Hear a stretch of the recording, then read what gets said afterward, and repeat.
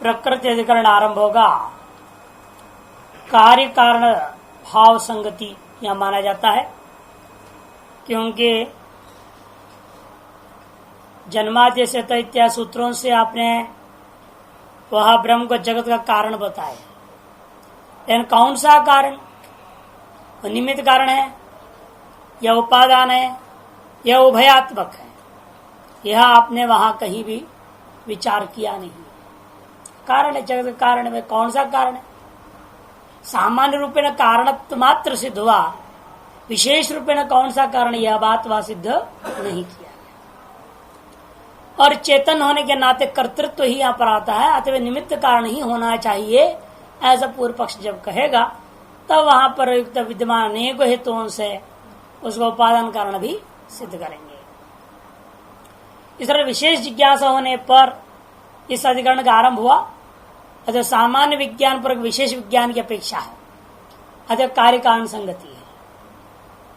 कार्य कारण भाव रूपी संगति से इस अधिकरण का आरंभ माना गया है। यद्यपि इस अधिकरण को पूर्व में रखना चाहे तो वहीं जन्माद्य से के बाद ही रखना चाहिए, ये कह सकते हैं ना। तो फिर यहाँ क्यों रख रहे हैं आप? क्योंकि वहां पर इसलिए नहीं रखा गया क्योंकि प्रासंगिक सामान्य कारणता को लेकर जो कुछ भी और भी मतांतर के दोष थे उन सबका निवारण करना आवश्यक था। उसके बाद ही विशेष कथन करना इष्ट है, क्योंकि जो सामान्य कथन किया उसको पहले दृढ़ करो। अन्य लोग अन्य चीजों को कारण मान रहे हैं, इसलिए उनका खंडन किए बिना जो है अपने लक्ष्य को मजबूत किए बिना आगे विचार करना बढ़ाना उचित नहीं था, इसलिए उनको यहाँ लेना पड़ा है। इस का अधिकरण सार कथन कर रहे हैं। देखिए, प्रकृति अधिकरणम निमित्तमेव ब्रह्म स्याद् उपादानञ्च वीक्षणात् कुलालवन् निमित्तं तन् नोपादानं मृदादिवत् बहुश्याम्युपादान भावोऽपि श्रुत ईक्षितुः एक बुद्ध्या सर्वदिश्च तस्मात् ब्रह्मोभयात्मकम्। निमित्तमेव क्या केवल निमित्त कारण माननी चाहिए, अथवा जो है उपादान कारण भी? पूर्व पक्षी कहते हैं वीक्षणात्। वीक्षण मैंने ईक्षण किया है, संकल्प करना जड़ का धर्म नहीं है, चेतन का धर्म है। वीक्षणात् कुलालवत् निमित्तम एवं तन्न उपादान कारणम मृदादिवत। कुलाल के समान या निमित्त कारण नहीं मानना चाहिए, मृदादि के समान इसको उपादान कारण नहीं मानना चाहिए, क्योंकि ईक्षण रूपा हेतु है। पूर्व पक्ष ने जब ये कहा तब सिद्धांत कहता है नहीं नहीं, बहुश्यामिति उपादान भावोपि श्रुता एको अहम एवं बहुश्याम प्रजाय। मैं ही अब बहुत हो जाऊं ऐसा कह रहा है वो, अतः उपादान कारण भी उसमें सिद्ध हो रहा। इतना ही नहीं, एक बुद्धि से सर्वबुद्धि, एक के ज्ञान से सर्व का ज्ञान होना, यह भी उपादान कारण में संभव है। मृत्यु का दृष्टांत सिद्ध होता है, मृतिका के ज्ञान से समस्त घटपट आदि सकल विकारों का ज्ञान बताया। तात्पर्य कि उपादान कारण का ज्ञान से ही हमेशा सर्व कार्य का ज्ञान हो जाता है। अतः इस ब्रह्म के उपादान कारण नहीं मानोगे, इससे जन्य सकल कार्यों का ज्ञान भी नहीं हो पाएगा, प्रतिज्ञा का हानि होगी। इसे प्रतिज्ञा सिद्ध्यर्थ आपको मानना पड़ेगा, यह उपादान कारण भी है। तस्मात् ब्रह्म उभयात्मकम, इसलिए ब्रह्म जो है उभयात्मक के अर्थ भिन्न अभिन्न निमित्तोपादान कारण है। अच्छा, भाष्यकार कहते देखिए, यथा अभ्युदय हेतुत्वाद धर्मो जिज्ञास्य एवं निश्रेयस हेतुत्वाद ब्रह्म जिज्ञासिमित्युक्तम। कहते जिसलिए अभ्युदय का कारण होने से धर्म को आपने जिज्ञास्य माना, उसी प्रकार से निश्रेयस का कारण होने से ब्रह्म को भी आप जिज्ञासा करके सिद्ध कर चुके हैं, अथा तो ब्रह्म जिज्ञासा में। और ब्रह्मचा जन्माद्यस्य यतः इति लक्षितम, और ब्रह्म का लक्षण भी आपने बता दिया, जन्माद्यस्य यतः।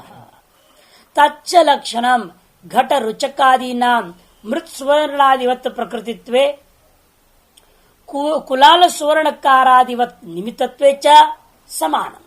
और वो जो लक्षण आपने बनाया वो सर्व सामान्य लक्षण है, सभी जगह घटेगा। निमित्त कारण में भी चला जाएगा, उपादान कारण में भी चला जाएगा, जितने भी प्रकार के कारण मानेंगे सभी में वो लक्षण चला जाता है। जन्माद्यस्य घट रुचकादि नाम मृत स्वर्णाधिपत, जैसे घट के प्रति मृतिका, रुचक माने जो आभूषण के प्रति ये स्वर्ण है, उस प्रकार प्रकृति मानने पर भी लक्षण घट जाएगा। और कुड़ाल स्वर्णगार आदि के समान निमित्त कारण मानने पर भी वह लक्षण समान रूप में घटता है। इत्य तो भवति विमर्श, इसलिए यहाँ पर जो शंका होकर विचार का विषय बन गया है कि किमात्मकम पुनर्ब्रह्मण कारणत्व से, ब्रह्म में जो कारणत्व है वो किस प्रकार का है यह जानना ही चाहिए। तत्र निमित्त कारण में तावत केवलम से प्रतिभाति, पूर्व पक्षी कहता है यहाँ पर निमित्त कारण ही होना चाहिए।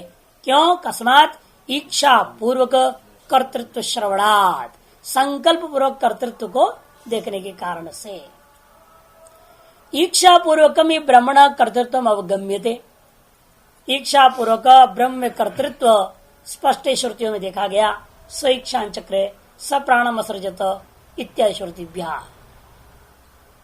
इच्छा पूर्वक कर्तृत्व निमित्त कारण कुलालादिषु दृष्टम। अरे इच्छा पूर्वक संकल्प पूर्वक जो कर्तृत्व है वो निमित्त कारण में देखा गया लोक में।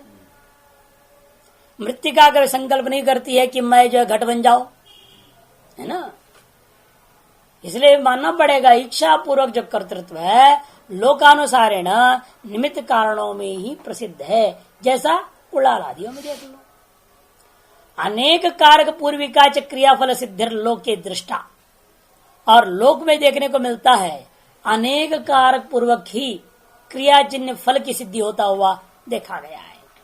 सच न्याय आदि कर्तव्य युक्त संक्रमितुम, और यही न्याय यही युक्ति को आदिकर्ता परमेश्वर में भी घटाना उचित है। और उसको भी कहना और वो भी स्व से अनेक कारकों की अपेक्षा किया था।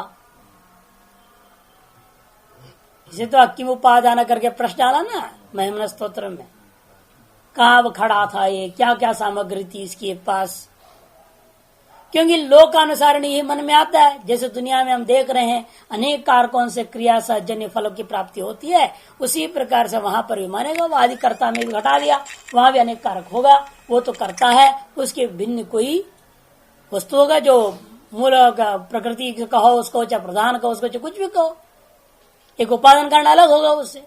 जैसे कुड़ाल से बनी मिट्टी है, वैसे वहां भी उससे भिन्न होगा। और यहाँ पे चक्रादि भी दुनिया भर की चीजें होते हैं। ऐसे परमात्मा ने बहुत सारे उपकरणों को लेकर बड़ा, इतना बड़ा जगत बनाना है तो कितने उपकरण होगा, कैसे कैसे मशीन लगाया होगा, उसने बनाया होगा। ये तो जो भी है लगाया उसने, बनाया है, मानना पड़ेगा। पूर्व पक्ष के कहना है सच ने आदि कर्तव्य भी युक्त संक्रमयितुम, और ईश्वरत्व प्रसिद्धेश्च, ये दूसरा है तो ईश्वरत्व प्रसिद्धेश्च, उस निमित्त कारण को आपने ईश्वर करके सब जगह माना है। और ईश्वरत्व कहाँ होता है?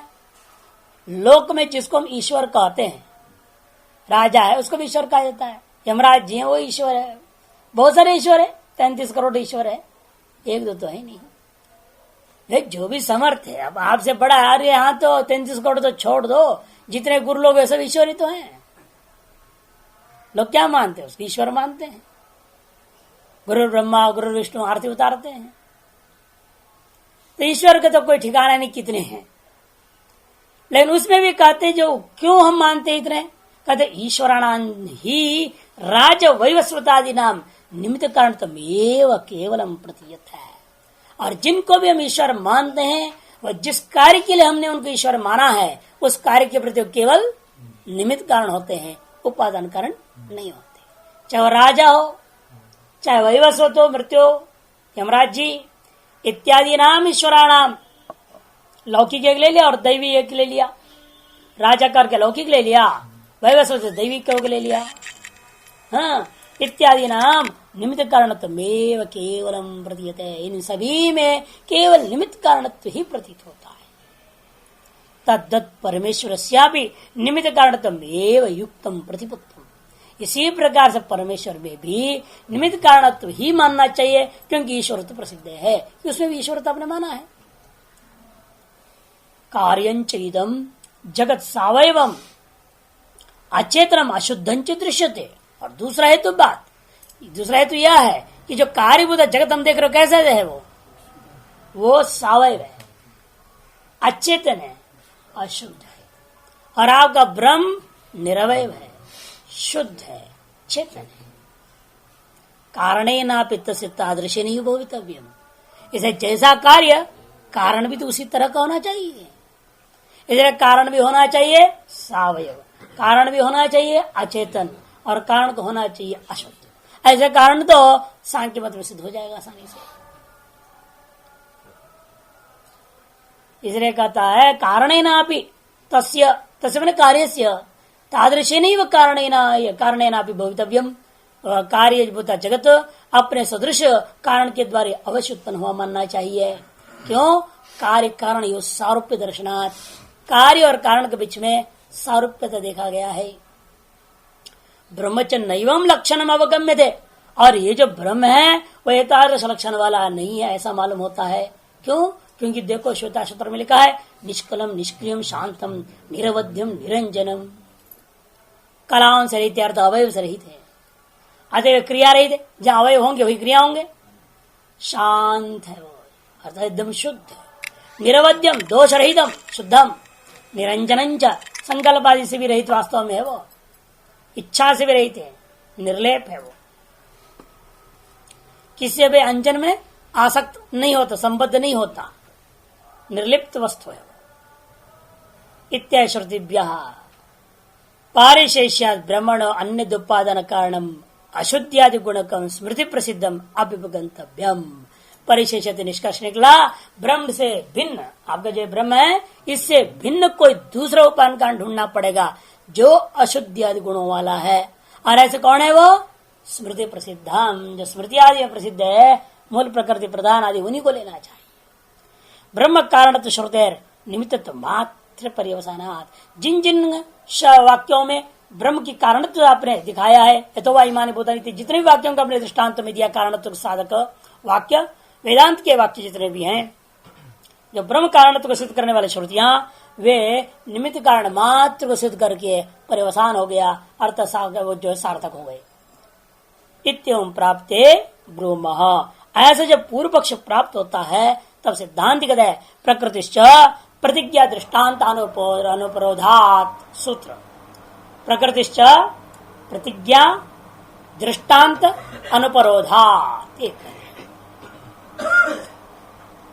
कहते कि देखो प्रकृतिश्च, च माने निमित्त कारण तो ही है और प्रकृति ही माने उपादान कारण भी है। क्यों? उपादान कारण भी है निमित्त कारण के साथ साथ। कहते बिल्कुल इससे कोई संशय नहीं। क्यों भाई? कहते प्रतिज्ञा दृष्टान्तानुपरोधात्। प्रतिज्ञा क्या है? ये न अश्रुतम श्रुतम भवति, ये न अमतम मतम भवति, प्रतिज्ञा किया हुआ है। एक विज्ञान से सर्व विज्ञान की जो प्रतिज्ञा है उस प्रतिज्ञा के अधीन होकर के हमें निर्णय लेना पड़ेगा।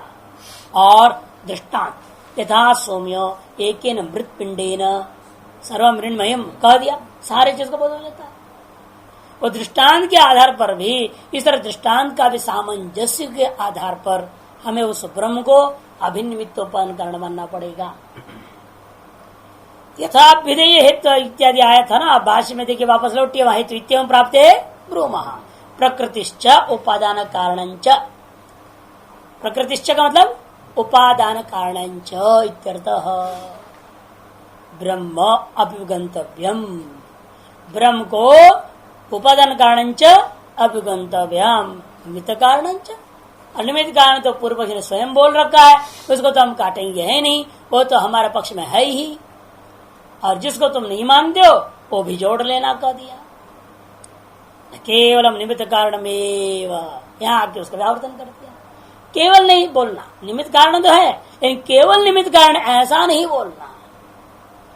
अकस्मात प्रतिज्ञा दृष्टांत अनुपरोधात्, प्रतिज्ञा दृष्टांत अनुपरोधात् एवं प्रतिज्ञा दृष्टांतो श्रौतो न उपरुध्यते, अनुपरोध न उपरोधात्, उसका उपरोध नहीं होगा, उसका बाद नहीं होगा, प्रतिज्ञा का बाद भी नहीं होगा और दृष्टांत का भी बाद नहीं होगा। प्रकृति भी मान लेने पर, ब्रह्म को उपादान कारण मान लेने पर न तो आपकी प्रतिज्ञा का बाद होगा न दृष्टांत का बाद होगा।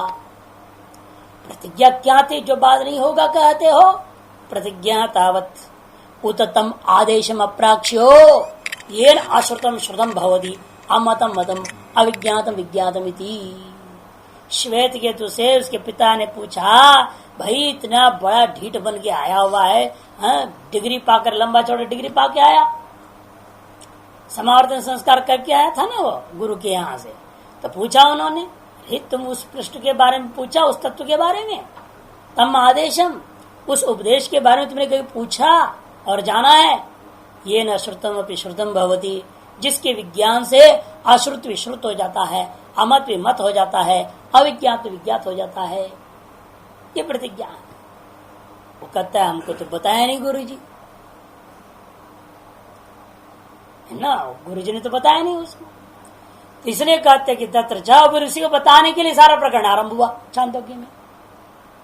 तत्र एकेन विज्ञातेन सर्वम अन्यत् अविज्ञातम भी विज्ञातम भवति इति प्रतीयते।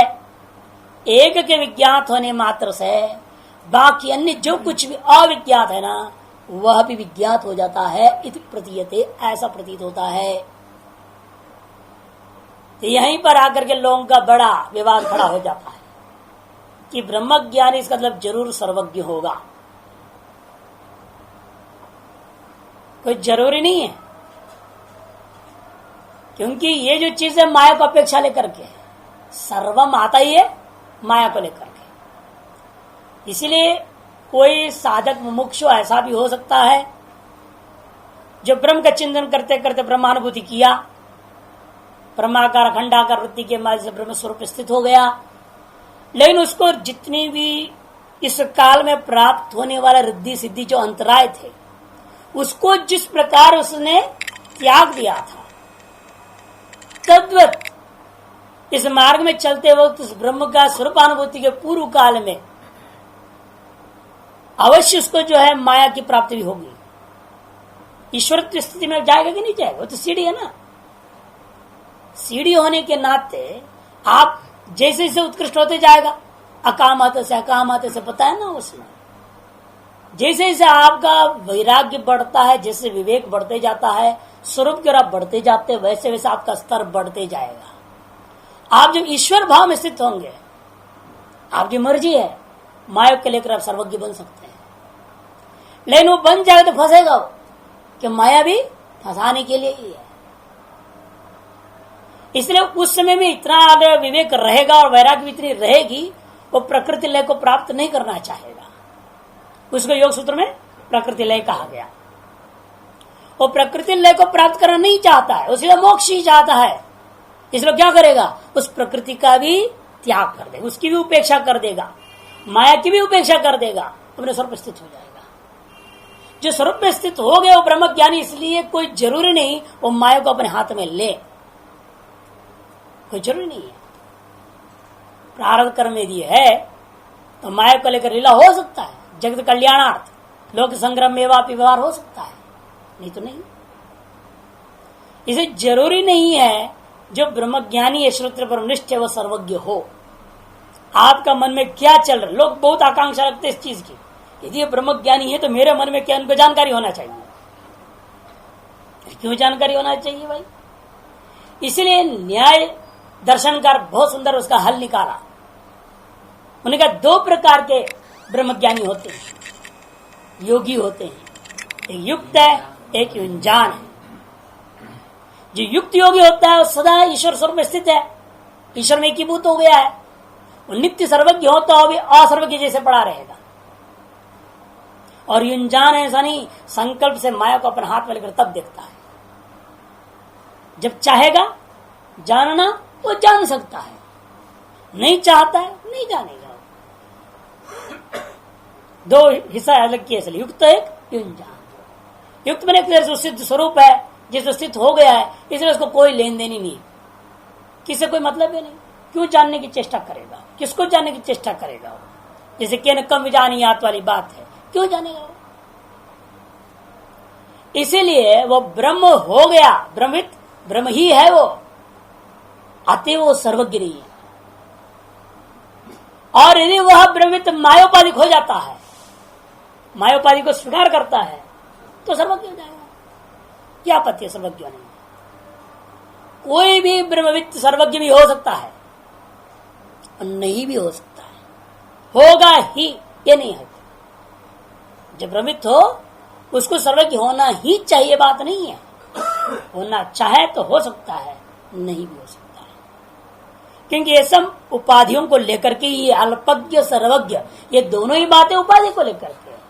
आपका स्वरूप में सर्वज्ञत्व तो नहीं है, सर्व ही नहीं है, तो सर्वज्ञ कहां से आएगा? सर्वम जानाति थी सर्वज्ञ, सर्वम वेत्ति विशेषण थी सर्ववित्त। ये सारी बात तब है ना जब सर्व को मानोगे। और सर्व ब्रह्म से भिन्न है क्या कुछ? यदि होता तो आप ब्रह्म भाव में स्थित होकर उस सर्व को जान लेते। लेकिन जैसे आप ब्रह्म भाव में स्थित हो जाएंगे, कल ही विचार आया था, न शास्त्र न जगत है, न कुछ भी नहीं, सब स्वाहा, सब मिथ्या, खत्म, दृश्य नहीं रहेगा। अधिष्ठान को, रज्जु को जैसे आपने अनुभव किया, उसी क्षण आपके लिए वह सर्प दोबारा नहीं है। आप रज्जु भी देख रहे हैं और सर्प भी देख रहे हैं उसमें, ऐसा नहीं हो सकता। ये हो सकता है कि भाई रज्जु देख रहे हैं, उसके बारे में दूसरा सच्चा सांप होगा, वो देख सकते हैं, है ना? क्योंकि लौकिक दृष्टांत में रज्जु और सर्प दोनों भिन्न स्वतंत्र वस्तु हैं। इसीलिए अधिष्ठान से भिन्न स्वतंत्र वस्तु होने के नाते अधिष्ठान के काल में उस अधिष्ठान में सर्प को नहीं देख सकते हो भले, लेकिन अतिरिक्त सर्प को तो देख सकते हो। लेकिन यहां ऐसा इसलिए नहीं है क्योंकि अधिष्ठान में अधिष्ठित जो वस्तु है वो कहीं स्वतंत्र है ही नहीं। जिस ब्रह्म में हम जगत को देख रहे हैं अभी, क्या वो जगत कहीं अन्यत्र स्वतंत्र है? सर बड़ा विचार हुआ है, अद्वैत सिद्धिकार ने तो बड़े घोटा है इस बात को। वो पूर्व पक्षी का तो जरूर होगा। क्यों? क्योंकि कहीं अन्यत्र आपने सांप देखा था, वो सांप न देखे होते तो सांप की वासना नहीं होती, संस्कार नहीं होता, तो आज रज्जु में सर्प भी नहीं देख सकते थे। अतः था अन्यत्र कहीं सर्प है, तो अन्यत्र कहीं जगत है, सत्य जगत कहीं है। उस सत्य जगत को तुमने इस ब्रह्म में अब देखा है, इसलिए यह जो जगत तुम देख रहे हो ब्रह्म में वो भले मिथ्या है, अन्यत्र विद्यमान सत्य जगत तो सत्य है। तो कहेंगे कि नहीं, उस जगत को तुमने अनुभव किया तो कहां अनुभव किया था? वो भी कोई अधिष्ठान में किया, वो भी चैतन्य ने अनुभव किया, तो वो भी ब्रह्म ही अनुभव हुआ, इसका अनवस्था दोष हो जाएगा। यदि अतिरिक्त स्वतंत्र जगत को मानोगे तो अनवस्था दोष हो जाता है। इसलिए मानना पड़ेगा यह माया का खेल है, न अन्यत्र का रावा को वासना संस्कार को लेकर दिखा रहा है, ऐसी बात नहीं है। जिसलिए दिखाई दे रहा है इसलिए हमें सब कल्पना करनी पड़ी, व्यवस्था देनी पड़ी, नहीं तो वास्तव में है ही नहीं। अतः सर्व ही नहीं है तो सर्वज्ञ कहां से आया? अतएव सर्वज्ञत्व जो कथन होता है वो आपके माया रूपी उपाधि को लेकर के है। अल्पज्ञत्व का कथन होता है जो अविद्या रूपी उपाधि को लेकर के है। और माया और अविद्या भी तो भिन्न स्वतंत्र वस्तु नहीं है, न माया का कार्य विद्या है। और समझाने के लिए समय तो लोगों ने कहा दिया, एक माया अलग मान लो, प्रकृति कह दो उसको, उसका नाम प्रकृति कर दो अलग। प्रकृति का दो हिस्सा, एक माया है और अविद्या है। पंचदशिकार ऐसे समझाते ना, प्रकृति है, प्रकृति में दो है, उसमें एक है माया, दूसरी है अविद्या, है ना। माया फिर ईश्वर कारण हो गया, अविद्या जीव कारण, इस तरह से व्यवस्था देते हैं। ये समझाने के लिए प्रक्रिया है, यानी कि वास्तव में माया एक अलग तत्व है, अविद्या एक अलग तत्व, सब अलग अलग नहीं है। तो इसको ध्यान में रखेंगे तो ब्रह्मज्ञानी सर्वज्ञ होना जरूरी है, होना ही चाहिए, ये बात आप नहीं कर सकेंगे। क्योंकि ब्रह्म तो ब्रह्म हो गया, वह माया ही नहीं है। माया नहीं तो सर्व नहीं, सर्व नहीं तो सर्वज्ञ कैसे होगा वो? इसलिए माया उपाधि को जब स्वीकार करोगे तब ईश्वरत्व आता है, नहीं तो ईश्वर की ईश्वरत्व भी नहीं है। ईश्वर भी हमारे वेदांत मत में क्या है? मायोपाधिक चेतनी है। शुद्ध ब्रह्म को न ईश्वर कहोगे, न जीव कहोगे, न कुछ भी नहीं। उपाधि में प्रवेश करके उसका ये नहीं कि नाम हो गया, अन्य जीवन रूपेणा नाम रूप व्याकरवाणी वाली बात है। और माया उपाधि में प्रवेश कर गया, उसका नाम ईश्वर हो गया। अविद्या रूपी उपाधि में प्रतिबिंबित हो गया, उसका नाम जीव हो गया। जिस जिस उपाधि में वह चैतन्य का प्रतिबिंब पड़ जाता है तदनुसार अलग अलग नाम वाला हो जाता है, तद रूप वाला भी हो जाएगा। इसलिए यहाँ भाष्यकार कहते देखो इस बात को हमेशा एक विज्ञात सर्वमान्यता विज्ञातम अपनी विज्ञातम भवती थी प्रत्यय। यही है इसलिए कि उस अधिष्ठान में पहुंचो आप, उस अधिष्ठान का ज्ञान करने से उस अधिष्ठान में परिकल्पित सकल वस्तु का बोध हो जाएगा। उस अधिष्ठान में परिकल्पित वस्तुओं को जानना चाहोगे सब जान सकते हो, क्योंकि अधिष्ठान से कुछ भी नहीं। पहले भी हम लोग विचार किए हैं, पट में आप पट स्वरूप में स्थित हो जाइए, पट रूप में स्थित हो जाइए, तो उस पट पर जो जो चित्र बना हुआ है वो सबको आप जान नहीं पाओगे। आप पट बन जाएं, पट रूप में अवस्थित हो जाएं, तो उस पट रूप में अवस्थित आप में परिकल्पित जितने भी चित्र है उसको आप नहीं जानेंगे क्या? अवश्य जान लेंगे, क्योंकि आपसे अभिन्न है, आप में ही है वो सारी चीज। इसे सर्वम आत्मनि अस्ति इस अवस्था में क्या होता है? उसी अवस्था में सब कुछ जानता है। जब सर्वम मिथ्या अस्ति उसमें कुछ नहीं जानता है, उसे केवल ब्रह्म को जानता है, सर्व में स्थित है। इसे अलग अलग अवस्थाएं शुरू में भी हम लोग ईशावास वगैरह पढ़ते हमने विचार करते बताया था, अलग अलग सीढ़ियां। पहले क्या करना पड़ता है? सर्वस्मिन आत्मा अस्ति में जाना पड़ता है। अपनी जीव भाव में विद्यमान जो अहंकार को तोड़ने के लिए सबसे पहले कहना पड़ेगा सर्वस्मिन ईश्वरो अस्ति, सभी में भगवान है। जब सब में भगवान है, किससे राग द्वेष करोगे आप? भगवान से लड़ाई करोगे? भगवान को गाली दोगे क्या? भगवान से द्वेष करेंगे? क्योंकि आप ये मान के चलेंगे कि अगला जो है उसमें भी भगवान होने के नाते मैं इसको गाली दे रहा हूं तो भगवान को दे रहा हूं, यहां अंदर वही है ना, वही सुनेगा।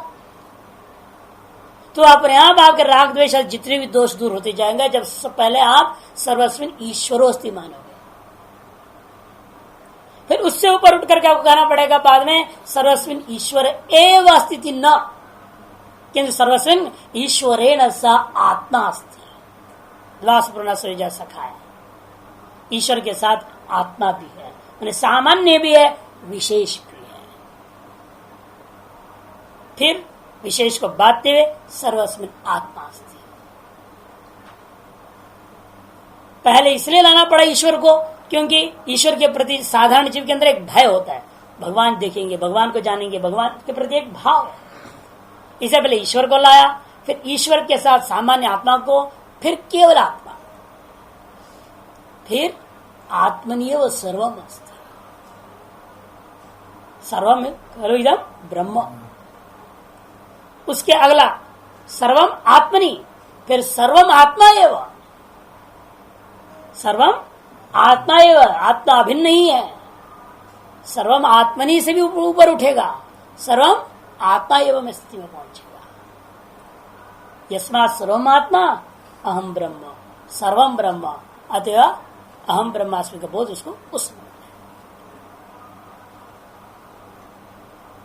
एक में अद्वितीय में सर्वम ब्रह्म कैसे हो सकता है? एकम का बाद हो जाएगा यदि सर्वम ब्रह्म सत्य हो जाएगा तो। इसलिए जब अहम ब्रह्मास्मि का अनुभव होता है, एक में अद्वितीय तत्व का अनुभव होएगा, वह सर्वम का भी बाद हो जाता है, केवल अहम ब्रह्मास्मि शेष हो जाता है। कि एकत्व का सर्वम के साथ विरोध है। सर्वम ने अनेकम, एक और अनेक पर विरुद्ध वस्तु है। इसे सर्वम ब्रह्म ये भी लास्ट स्टॉपेज नहीं है। लास्ट कहा आया? अहम ब्रह्म, जहां पर सर्व का भी बात हो गया, एक में अद्वितीय का ही अनुभव होता है। उस स्थिति में क्या होगा कि वह चाहेगा तो युंजान के समान माया को लेकर सर्वज्ञ बन सकता है, नहीं तो नहीं भी बन सकता। इसे इन पंक्तियों को सोचकर ये लोग जो विवाद खड़ा कर देते हैं, आप श्रोत्रपरवश नहीं हो सकते क्योंकि आपको तो हमारा मन का ज्ञान ही नहीं है, हमारे मन में क्या संकल्प है पता नहीं है। ये आरोप लगाते हैं कई जगह, लेकिन वो समझे ही नहीं ब्रह्मज्ञानी का स्वरूप क्या है। ये समझेंगे ब्रह्मविद को तो ये शंका ही नहीं आएगा। लेकिन इन वाक्यों के कारण शंका होता है। एक विज्ञान विज्ञातेन सर्वमन्यत विज्ञातम विज्ञातम अपि विज्ञात अविज्ञातम अपि विज्ञातम भवति इति प्रतीयते, अविज्ञात विज्ञात हो गया। ऐसे इस वाक्यार्थ का निर्णय, प्रतिज्ञा रूपी वाक्यार्थ का निर्णय लिया। तच्च उपादान कारण विज्ञान सर्वविज्ञानम संभवती, आ गया ना। और यह चीज उपादान कारण का विज्ञान से ही सर्वविज्ञान बात संभव है। रूपान कारण का उपादान कारण कौन है? माया। और माया कहाँ है? ब्रह्म में। भिन्न क्या भिन्न है? अभिन्न है। अतः ब्रह्म को ही उपादान कारण कहा दिया। लेकिन ब्रह्म वास्तव उपादान कारण नहीं है, निमित्त कारण है, कारण ही नहीं है वो। जगत रूपा कार्य होने के नाते उस ब्रह्म में हम कारणत्व की कल्पना कर रहे हैं। जैसे रज्जू में सर्प दिखाई दिया, तो क्या रज्जू सर्प का कारण है? रज्जु सर्प का कारण नहीं है। रज्जु का आवरण भूता, रज्जु के अभिन्न रूप में प्रतीत होता हुआ अविद्या ही कारण है। अनिर्वचनीय वाद में बिल्कुल स्पष्ट वर्णन किया है। वेदांत परिभाषा आदि पढ़ाते होते हम इस बात को साफ कर देते हैं वहीं पर कि भाई जो यहां से आंख से हमारी वृत्ति गई, अंतःकरण से वृत्ति निकली, आंख के चित्रों के माध्यम से चक्षुर इंद्रिय के साथ वहां पहुंच गई। पहुंचने के बाद उस रज्जु अवच्छिन्न चैतन्य को प्रकाशित करने गया, उसके से एकीभूत होने के लिए गया है वो, है ना।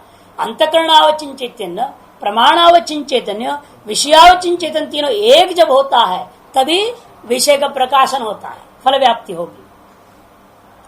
लेकिन ऐसे फल व्याप्ति के लिए प्रयत्न करता हुआ ये इंद्रिय विफल जब होता है तब भ्रांति होती है। इंद्रियां खुलकर गई और चाहती है वहां पर प्रकाशन करूं उस वस्तु को, लेकिन वह वस्तु का आवरण भूता विद्या को वह भंग नहीं कर सकी। कारण अन्य निमित्त कारणों के सहयोग सम्यक प्रकार से नहीं मिला। मन अंधकार था, कुछ भी अन्य अनेकों कारण हो सकते हैं। जो निमित्त कारण है उनमें से किसी की कमी के कारण आप उस वस्तु का आवरण को भंग नहीं कर सके। आपका होगा क्या तब? यह अंतःकरणावच्छिन्न चैतन्य उस आवरणभूता विद्या से टकराएगा। जब टकराता है तो उस आवरणभूता विद्या में क्षोभ पैदा होता है। जब अविद्या क्षुब्ध होती है तो वह एक तो उसके अंदर क्षोभ के कारण से क्रोध आएगा। अविद्या में तो सब कुछ है ही है। वो क्या करेगा? आपको रज्जु को न दिखा करके वह अपनी तमोगुण, तीन अंश है ना अविद्या में, सत रज और तम, तमोगुण के द्वारा वहां पर पैदा कर देगी सांप को। रजगुण के द्वारा वो सांप में हलचल दिखाता हुआ प्रकाशन करके योग्यता दे देगी और सत्वगुण उसको प्रकाशित कर देगा। रज्जु वैसे का वैसा है। अब बताइए यहां पर सर्प का कारण कौन था? है? रज्जु तो था ही नहीं। रज्जु तो ऐसे पड़ा है। रज्जु ने तो सांप को बनाया नहीं, पर रज्जु का जो आवरणभूत अविद्या है उस अविद्या ने बनाया ना। लेकिन हम रज्जु को कारण क्यों बोल देते हैं? क्योंकि वह अविद्या उस रज्जु को छोड़कर स्वतंत्र नहीं। तो यहां आकाश में दिखाई दे सांप में, यहां भी तो अविद्या है, सर्वत्र है अविद्या। जहां जहां ब्रह्म है वहां माया भी है, अविद्या भी है। लेकिन हम अधिष्ठान से अभिन्न होने के नाते हम रज्जु को ही कारण करके व्यवहार यथा करते तथा ब्रह्म में ये माया है अभिन्न रूप से। माया ही वास्तव उपादान कारण है। लेकिन जिसलिए माया एक स्वतंत्र वस्तु नहीं है, वह ब्रह्म की शक्ति के समान है। शक्ति शक्तिमान को अभेद करता हुआ हम ब्रह्म को उपादान कारण कहते हैं। इसलिए वास्तव में उपादान कारण का ज्ञान से ही सकल कार्यों का ज्ञान होता है। इसी को ध्यान रखते, तच्च उपादान कारण विज्ञान सत्येव सर्वविज्ञानम संभवति। क्यों? उपादान कारण अव्यतिरेकात् कार्य से, क्योंकि कार्य उपादान कारण से भिन्न नहीं होता। निमित्त कारण अव्यतिरेकस्तु कार्य से नास्ति, और निमित्त कारणों के साथ अव्यतिरेक कार्य का नहीं कर सकते, कि कुड़ाल अलग है और उसे व्यतिरिक्त है ना कार्यभूता घट। इसे निमित्त कारणों से अव्यतिरिक्त कार्य नहीं होता, लेकिन उपादान कारणों के साथ सदा ही कार्य अव्यतिरिक्त ही होता है। लोके तक्षण प्रासाद व्यतिरिक दर्शनाथ, लोक में देखा गया बढ़ई है, मिस्त्री इत्यादि लोग क्या है? मकान से भिन्न होते हैं। जिस मकान को बनाए हैं वो मकान से भिन्न लोग हुआ करते हैं। लेकिन ईंट से भिन्न मकान दिखा दो, लकड़ी से भिन्न मकान दिखा दो तो नहीं दिखता है। लकड़ी और ईंट आदि को मिला के वो आकार आपने दिया है जिसको आप मकान कह रहे हैं। अतएव उपादान कारण सदा ही कार्य जो है सदा अपने उपादान कारण से अभिन्न हुआ करता है, लेकिन कार्य कभी भी अपने निमित्त कारण से अभिन्न हो यह कोई जरूरी नहीं है। दृष्टान्तोपि दृष्टान्त यथा सौम्य एकेन मृत्पिंडेन सर्वनिर्णय विज्ञातम स्यात् वाचारमण विकारो नामधेयम् मृत्तिका इत्येव सत्यमिति उपादान कारण गोचरेव आमनायते। यथा सब एकेन मृत्पिंडेन योग्य प्रतिज्ञा उपरोधात्, प्रतिज्ञा के उपरोध न हो इसलिए अनुप्रोध के लिए हमने माना, क्योंकि उपादान कारण का ज्ञान से ही सकल कार्यों का ज्ञान होता है। और यदि ब्रह्म उपादान कारण नहीं है तो प्रतिज्ञा क्या होगा? भंग हो जाएगा। क्योंकि ये ना श्रुतम ये ना अविज्ञातम विज्ञातम, जिस ब्रह्म का ज्ञान से अविज्ञात विज्ञात होते जो प्रतिज्ञा किया गया, यदि आप ब्रह्म को उपादान कारण नहीं मानोगे उस ब्रह्म का विज्ञान से सर्व का विज्ञान नहीं हो सकेगा। क्योंकि निमित्त कारण कभी कार्य से अभिन्न नहीं होता। अतः कार्य जिस निमित्त से अभिन्न नहीं भिन्न नहीं है, अतः निमित्त को जानने से सकल कार्यों का ज्ञान नहीं होता। किंतु मृत्तिका से अभिन्न है सब घटपटा जितने भी पार्थिव पदार्थ हैं, अतः मृत्तिका को जानने से सकल पार्थिव पदार्थ कार्यों को आप जान सकते हो यथा। इसलिए यहाँ पर यदि प्रतिज्ञा को सिद्ध करना है तो प्रतिज्ञा के बाद नहीं करना है कि एक का विज्ञान से सर्व का विज्ञान को सिद्ध करने चाहते हैं, फिर तो उस ब्रह्म को उपादान कारण मानना ही होगा। और दृष्टांत अनुप्रवृत्त में जा रहे हैं, दृष्टांत में भी यही हाल है तथा अन्यत्रापि उस मुंडक में भी देख लीजिएगा कस्मिन्नु भगो विज्ञाते सर्वमिदं विज्ञातम भवति प्रतिज्ञा इति प्रतिज्ञा। और दृष्टांत यथा पृथिव्याम औषधयः संभवन्ति, मुंडक में भी इसी प्रकार से प्रतिज्ञा भी है और दृष्टांत भी है। तथा आत्मनि खलो अरे दृष्टे श्रुते मते विज्ञाते इदम सर्वमिदितम प्रतिज्ञा प्रदर्णक में। और दृष्टांत सैदा धुंदुबेर हन्य मानस्य न बाह्यान शब्दान चकुनियात ग्रहणाय धुंदुबेस्तु ग्रहणेन धुंदुप्याघातस्य वा शब्दो गृहीतः, ये दृष्टांत है। एवं यथा संप्रतिवेदांतम प्रतिज्ञा दृष्टान्तो प्रकृतित्व साधनौ प्रत्येतव्यौ, इसी प्रकार सकल अन्य उपनिषदों में शाखाओं में प्रति वेदांत ग्रंथ में प्रतिज्ञा को और दृष्टांत को जिससे प्रकृतित्व सिद्ध हो जाए, प्रकृतित्व साधनौ उपादान कारणत्व को सिद्ध करने वाले प्रतिज्ञा और दृष्टांतों को सभी जगह ग्रहण करना चाहिए। 3 जगह दिखा दिया, श्वेताश्वतर, मुंडक, बृहदारण्यक। यथा और जिसको हमने शुरू में लिया है जन्माद्यस्य यथा, यतो वा इमानि भूतानि जातानि येन जातानि जीवन्ति इत्यादि में जो यथा शब्द है उस पर विचार करते, इसीलिए वहां भी आपको यथा में जो पंचम अर्थ में तसिल है और प्रकृति अर्थ में लेना, अवधि अर्थ में नहीं, उपादान कारण अर्थ में वहां पंचमी लेना। यथ इति यम पंचमी यतो वा इमानि भूतानि जयन्ति इत्यत्र जनि कर्तु प्रकृति विशेष स्मरणात् प्रकृति लक्षणे एव अपादाने द्रष्टव्या। क्योंकि जनि कर्तु प्रकृति यह पाणिनि का सूत्र है। जायमान कार्यों का प्रकृति वाचक शब्दों से प्रकृति की संज्ञा उपादान होती है, ऐसा वहां पर उन्होंने स्पष्ट लिखा। जनि कर्तु माने जायमान वस्तुओं का कारणीभूता मूल तत्व का नाम प्रकृति है और तार्श प्रकृतिवाचक शब्दों से पंचमी होती है, यह अर्थ है।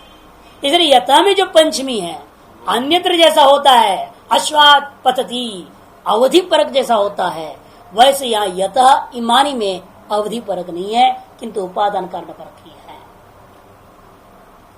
इति विशेष स्मरणात् पाणिनि ने एक विशेष सूत्र बना दिया उपादान कारणों को से पंचमी करने के लिए, इसलिए ज्ञापन होता है प्रकृति लक्षण एवं अपादाने द्रष्टव्या।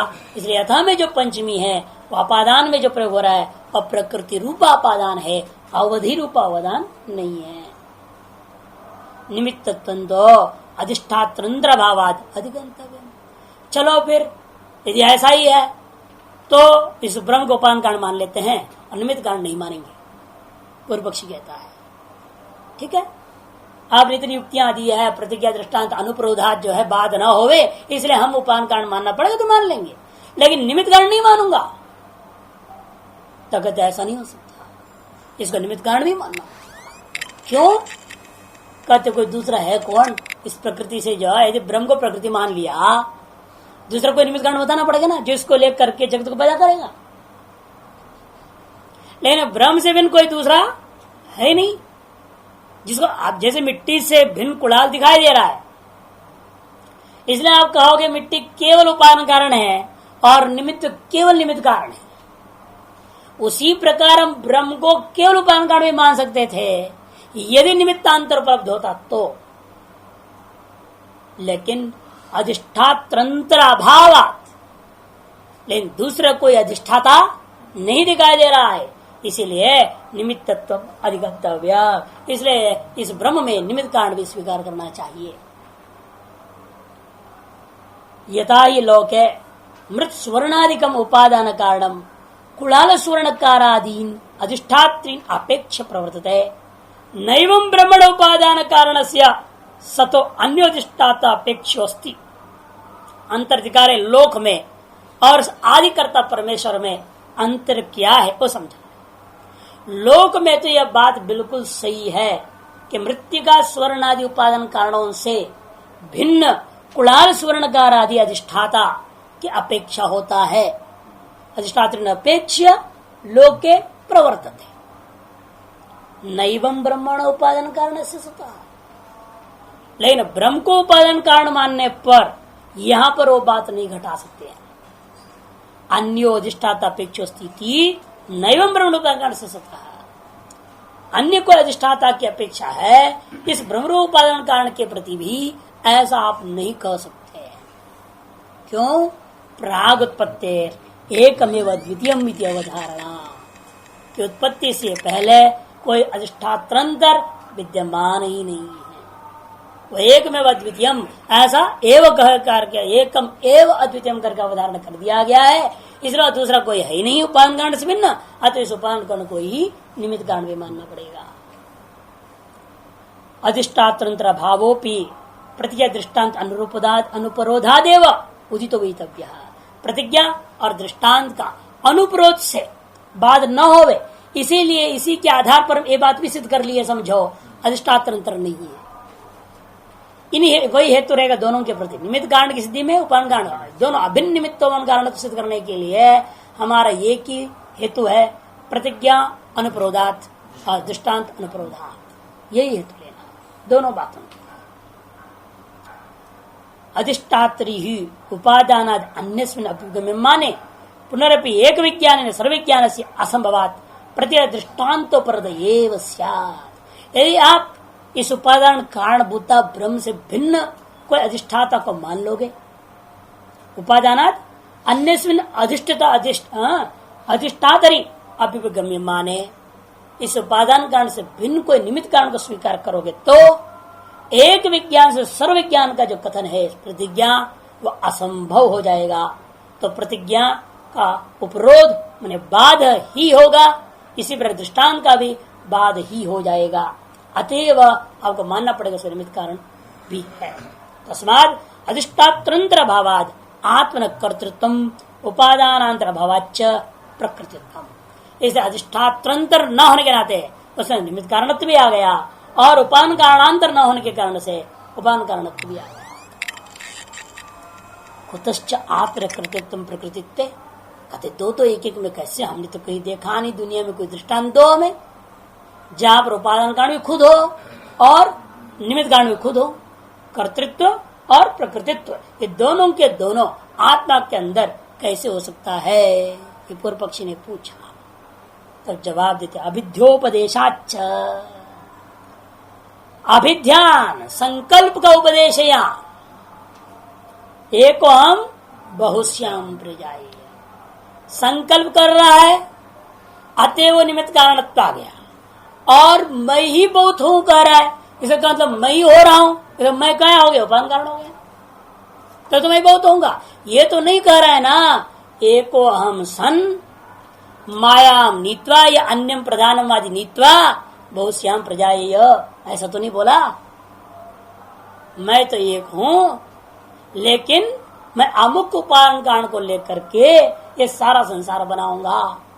जैसे कुणाल कहता है, एको अहम कुणालो मृत्युकांग गृहीत्वा,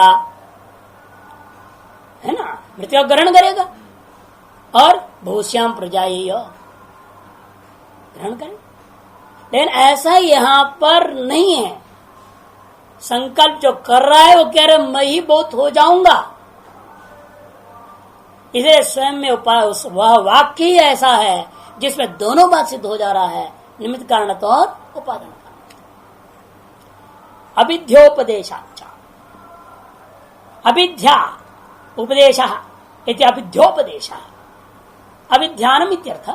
नपुंसकलिंग लोगे तो अविध्यानम होगा, नहीं तो अविध्यास्त्रीलिंग में प्रयोग हो गया अविध्योपदेश। आत्मन कर्तृत्व प्रकृति गमयति, जब ध्यान का जो उपदेश है, जो संकल्प का उपदेश कथन करने वाला जो वाक्य वेदांत वाक्य, वह स्वयं इसमें निमित्त कारण और उपादान कारण दोनों को सिद्ध करा देता है। कौन सा है वो अभिध्यान वाक्य? सो कामयत बहुश्याम प्रजायति तदैक्षत बहुश्याम प्रजायति। दो तरह का है। तैत्तिरीय उपनिषद में अलग प्रकार से शब्दावली है और छांदोग्य में थोड़ा अलग है। शब्दावली में थोड़ा अंतर है। ये स्व कामयत बहुश्याम प्रजायति तैत्तिरीय उपनिषद में, तदैक्षत बहुश्याम प्रजायत छांदोग्य। तत्र अवध्यान पूर्विकायाः स्वातंत्र प्रवृत्ति है कर्ता इति गम्यते। स्व कामयत तदैक्षत, इन शब्दों से क्या मालूम हो रहा है? संकल्प पूर्विका जो प्रवृत्ति उसकी स्वातंत्र प्रवृत्ति मालूम हो रहा है। अभिध्यान पूर्विकायाः स्वातंत्र प्रवृत्ति है कर्ता इति गम्यते है। उस इसलिए स्व कामयत या तदैक्षत, इन शब्दों से क्या सिद्ध हुआ? निमित्त कारणत्व। और बहुश्यामिति प्रत्यगात्म विषयत्वात्, बहुश्याम कर किसको बोल रहे? खुद के लिए बोल रहा है वो। प्रत्यगात्म विषयत्व माने खुद आत्मा के लिए कहा गया, खुद ब्रह्म के लिए कहा जा रहा है। बहु भवन विध्यान से प्रकृति रित्य विगम्यते, इधर बहुत रूपेण स्वयं का होने का कथन करता हुआ या ज्ञापन करता है, यही उपादान कारण भी है। साक्षात चोभय आमनानात्, एक और हेतु है। साक्षात उत्पत्ति और प्रलय दोनों को कहा गया है। जिससे उत्पत्ति प्रलय सब कुछ हुआ करता है, वही उसका निमित्त और उपादान कारण मानना ही पड़ेगा। साक्षात उभयम आमनानात्, उभयामनानात् सर्वाणि इमानि भूतानि इत्यादि के द्वारा आकाश शब्द से ब्रह्म का ग्रहण किया है, आकाश स्तरलिंगात्। और साक्षात जगत की उत्पत्ति आकाश से बताया और आकाश में लय भी बताया।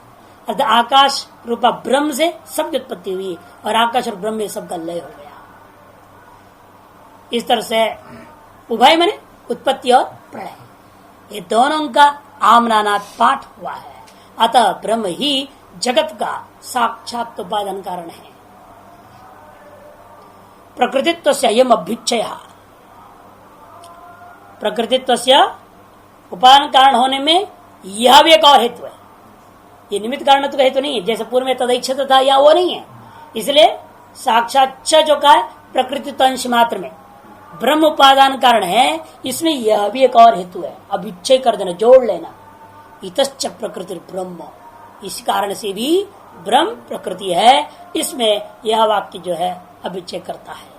यत् कारणम साक्षात ब्रह्मैव कारणम उपादाय उभौ प्रभव प्रलयौ आमनयते, जिसलिए साक्षात ब्रह्म रूपी कारण को लेकर, यत् कारण माने जिसलिए, या कारण से तो कारण अर्थ नहीं है ना, जिसलिए कि साक्षात ब्रह्म को कारण रूपेण ग्रहण किया और उसी में उत्पत्ति और प्रलय भी कर दिया। और उत्पत्ति प्रलय का स्थान कौन होता है? उपादान कारण होता है, निमित्त कारण तो है नहीं। सर्वाणि हवा इमानि भूतानि आकाशादेव समुत्पद्यन्ते आकाशम प्रत्यस्तम यन्ति। यह आकाश शब्द क्या है? वाच्य ब्रह्म है। यदि यस्मात् प्रभवति यस्मिन् प्रेरित तत्तस्य उपादान प्रसिद्ध, इस लोक में भी यह बात प्रसिद्ध है। जिससे जो उत्पन्न होता है और जिसमें जो लय हो जाए, उसी में यदि वह वस्तु लय हो जाए, वह वस्तु उस वस्तु के प्रति कार्य के प्रति उपादान कारण माना गया। यथा व्रीह्यवादी नाम पृथ्वी, जैसे व्रीह्यवादियों के प्रति पृथ्वी उपादान कारण। साक्षात उपादानांतर अनुपादान दर्शित।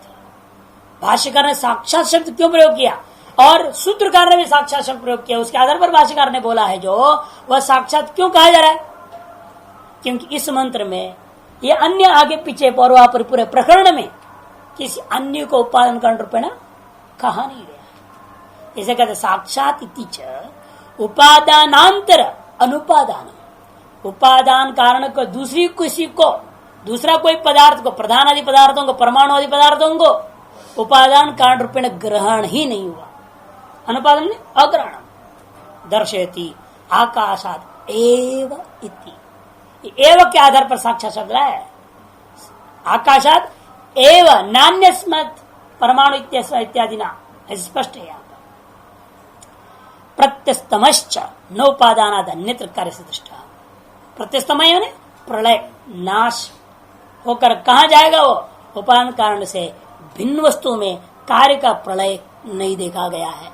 इसलिए जिसलिए यहाँ उत्पत्ति और प्रलय दोनों आकाश रूपा ब्रह्म से कहा गया है, अतएव ब्रह्म उपादान कारण सिद्ध हो गया।